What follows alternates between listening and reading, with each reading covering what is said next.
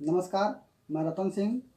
अखिल भारतीय विद्यार्थी परिषद अवध प्रांत के द्वारा एक मुहिम चलाई गई है द अनसंग स्टोरीज करके।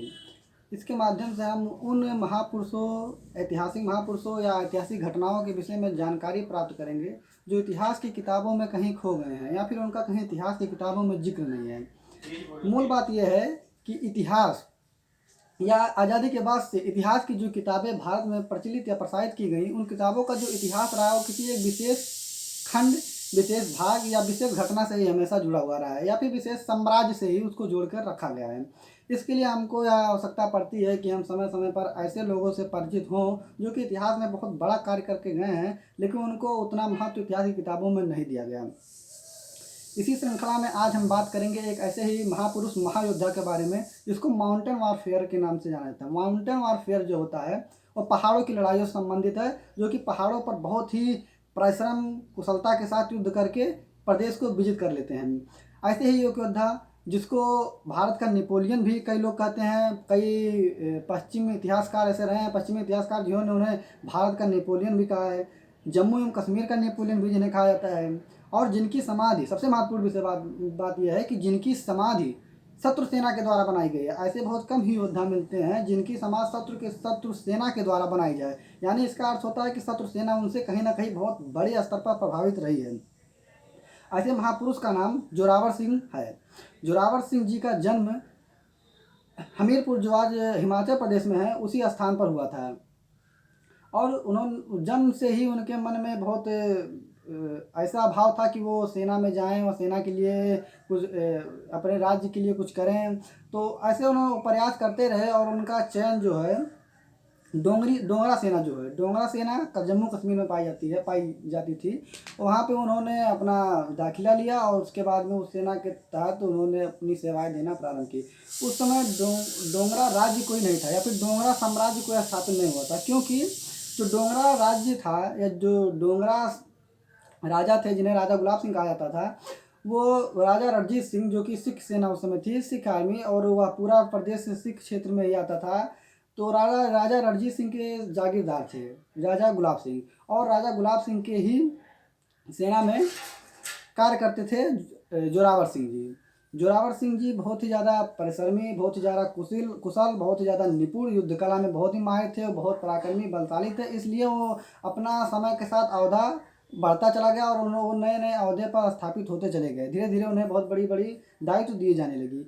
उन्होंने अपनी लड़ाई की शुरुआत लद्दाख के क्षेत्र से की थी। उन्होंने लद्दाख को जीतने का मन में विचार किया था और इसकी जानकारी उन्होंने राजा गुलाब सिंह को दी, गुलाब सिंह ने रणजीत सिंह को दी और उन्होंने लद्दाख को जीत भी लिया। उन्होंने बहुत ही बलशाली युद्ध लड़ा। अब यह अनुमान लगाया जा सकता है कि आज के समय में सियाचिन में रहना बहुत कठिन बात है, सेना के लिए काफ़ी कठिन विषय हो जाता है सियाचिन में रहना या फिर सियाचिन जैसी स्थितियों में युद्ध लड़ना। लेकिन वो उस दौर में उस स्थान को जीतने में सफल हुए। इसके उपरांत उन्होंने यह सोचा कि मैं तिब्बत की तरफ और तिब्बत से फिर चीन की तरफ बढ़ूँ। लेकिन जब यह सूचना रणजीत सिंह को दी गई कि हमने लद्दाख के क्षेत्र को जीत लिया है, अब यह सेना हमारी तिब्बत और चीन की तरफ बढ़ने वाली है, तो उन्होंने इससे मना कर दिया था। उन्होंने कहा था कि नहीं, लद्दाख तक ही जीता जाए, उसके उपरांत लौट आया जाए। तो फिर यह बात जब जोरावर सिंह को पता चली तो उन्होंने अपना लद्दाख के आगे का जो विचार था उसको त्याग दिया और पुनः वो बाल्टिस्तान की तरफ मुड़ गए। बाल्टिस्तान क्षेत्र जो है, जिसको आज गिलगित बाल्टिस्तान के नाम से जाना जाता है, या कश्मीर का ऊपर वाला भाग है। उस समय वहाँ पर एक अफगान शासक राज्य करता था। अफगानिस्तान से वह जुड़ा हुआ था और उसने काफ़ी पकड़ उस जगह पर बनाई हुई थी। जोरावर सिंह जी ने उस आक्रमण करके जिस अफगानी शासक का उस पर राज था, उसका नाम अहमद शाह था, उसको अपदस्थ कर दिया, उसके पुत्र को वहाँ पर स्थापित कर दिया और कुछ रुपए, जो कि शायद उस समय 6,000 रुपये के बराबर थी, उस हर्जाने के साथ उसको अपने साम्राज्य में मिला लिया। 1839 के समय जब राजा रणजीत सिंह जी का मृत्यु हो जाता है, तो जोरावर सिंह के ही पराक्रम, कुशलता और उन्हीं के मेहनत के दम पे राजा गुलाब सिंह जी अपना डोगरा साम्राज्य स्थापित करते हैं, जो कि स्वायत्त हो जाता है। उस समय वो डोगरा सेना के पहले राजा माने जाते हैं, राजा गुलाब सिंह जी। उनके निर्देशन में पुनः जोरावर सिंह जी तिब्बत की तरफ अपना सैनिक जो युद्ध प्रारंभ करते हैं और वो तिब्बत का जो पश्चिमी तिब्बत का क्षेत्र है उसको जीत लेते हैं। पश्चिमी तिब्बत के क्षेत्र को जीतते जीतते तालकोटरा एक स्थान है जो कि वर्तमान समय में चीन में है, यानी कि तिब्बत ऑटोनॉमस रीजन में है। और वह नेपाल, भारत और चीन उस समय के तीनों की एक ऐसे बिंदु पर पड़ता था जहाँ से तीनों की सीमाएं मिलती जुलती हैं। उस स्थान पर उन्होंने उस स्थान तक जीता और उस स्थान पर उन्होंने युद्ध भी लड़ा तिब्बतियों से। इसके उपरांत उनका जो एक प्लान था कि हम चीन की तरफ बढ़ें या चीन को जीत लें, तो इसके बारे में वो सोच रहे थे कि हम अपनी सेनाओं को चीन की तरफ भी ले जाएंगे, क्योंकि उन्होंने लद्दाख से अपनी सेना ले जाकर तिब्बत में लड़ने का प्रयास किया, तिब्बत को जीता भी। और उस समय उनकी सेना मात्र 6,000 के करीब थी और ये सब डोगरा राजपूत ही थे। कुछ उसमें बाल्टिस्तान के भी थे और कुछ लद्दाखी भी थे, लेकिन मूल सेना वो डोगरा राजपूतों की ही थी। हुआ क्या कि तालकोटरा नामक स्थान पर जब यह युद्ध हुआ, उसके बाद में चीन के राजा और नेपाल के राजाओं के बीच में ऐसे कुछ सहमत बनी जिसके तहत यह कह दिया गया कि जो स्थल मार्ग से जरूरी सामान खाने पीने आदि का जा रहा है उसको रोक दिया जाए, उसको नेपाल के राजा के द्वारा रोक दिया जाए। जब ऐसा निर्णय ले लिया गया नेपाल के द्वारा तो काफ़ी कठिनाइयाँ आने लगी जोरावर सिंह के सैनिकों के बीच में। तो इसलिए उन्होंने चीन को जीतने का प्लान उस समय से त्याग दिया और वो मात्र तिब्बत के पश्चिमी क्षेत्र को जीत करके छोड़ दिए। इसी पश्चिमी क्षेत्र में कैलाश मानसरोवर भी आता है। कैलाश मानसरोवर की यात्रा हर साल होती है उस क्षेत्र को। उसके उपरांत फिर उन्होंने सोचा कि अब यह क्षेत्र तो जीत ही लिया गया है, अब यहाँ से हम लौट चलते हैं। लौटते समय उनके ऊपर कुछ तिब्बती सैनिकों ने अचानक में हमला कर दिया और अचानक के हमले से उनकी मृत्यु हो गई। उनके शरीर में गोली लग गई थी और वो बहुत ज़्यादा घायल हो गए थे। और मरने के बाद उन तिब्बती सैनिकों के द्वारा ही वहाँ पर एक समाधि बनाई गई और उस समाधि पर आज भी तिब्बती महिलाएं और कई सारे तिब्बती ऐसे हैं जो पूजा करने आते हैं। उस समाधि को शेरों का राजा, उस समाधि को शेरों, हिंदी में शेरों के राजा के नाम उपाधि से जाना जाता है। और लोग यह मानते हैं कि इस स्थान पे आने से शेर जैसा पुत्र उत्पन्न, यानी कि जोरावर सिंह जैसा पुत्र उत्पन्न होगा, यह मान्यता धारणा है। अब मूल बात यह है कि जोरावर सिंह जी का योगदान कितना अहम है जम्मू कश्मीर के बारे में। वर्तमान समय में यानी पिछले कुछ दिनों में कश्मीर की चर्चा तेज हुई है जब से 370 हटा दिया गया है।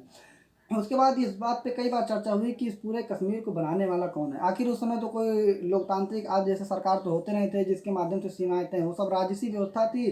जितने जितने जितने दूर तक की भूमि जीती जाती थी उसको सम्मिलित कर लिया जाता था राज्य में। तो अगर वर्तमान कश्मीर के बारे में देखा जाए, वर्तमान कश्मीर से आशय पीओके, गिलगित बाल्टिस्तान, अक्साई चीन तीनों को लेकर है।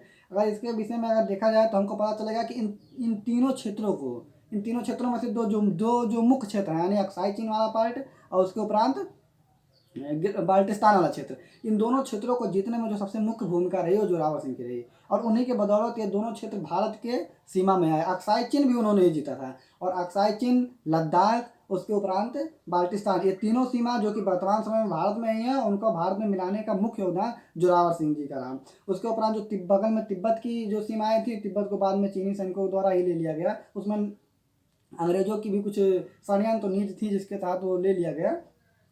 लेकिन जो कश्मीर के विषय में जितना रहा कि लद्दाख, बाल्टिस्तान, उसके उपरांत अक्साई चीन वाला वर्तमान समय का भाग जो कि पहले लद्दाख में ही था, ले या सब कुछ उन्होंने अपने सीमा में मिला लिया और एक दृढ़ राज्य कश्मीर का निर्माण किया जो कि डोगरा राजपूतों के द्वारा शासित किया जाता था। 1841 सन है जिस सन में उनकी मृत्यु हुई थी जोरावर सिंह जी की।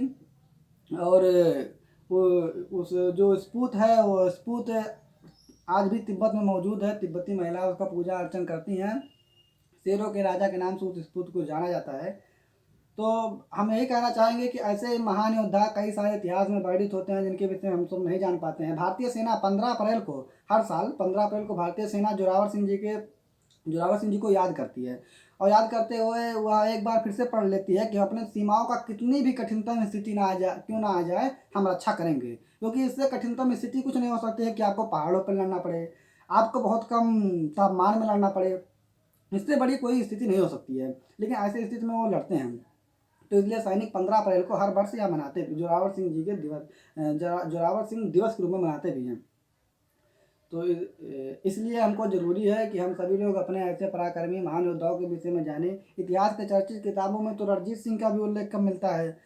उसके उपरांत डोगरा राजपूतों का भी उल्लेख कम मिलता है। तो जोरावर सिंह को जाहिर सी बात है कि कम ही उल्लेख मिलेगा, तो हमको खुद ही उन सब के विषय में जानना होगा, समझना होगा।